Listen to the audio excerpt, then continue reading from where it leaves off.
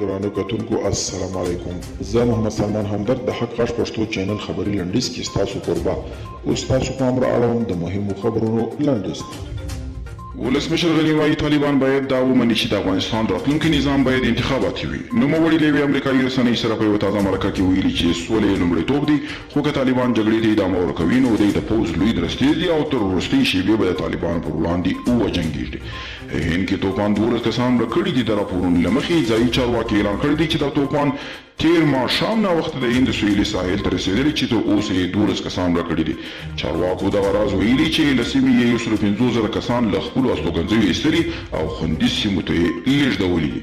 د هرات ولایت په صنعتي ښارګوټي په بېلابېلو تولیدي برخو کې د شاوخوا 10 میلیونه ډالرو په ارزښت 3 فابریکې ګټې اخیستلو ته سپارل شوي دي.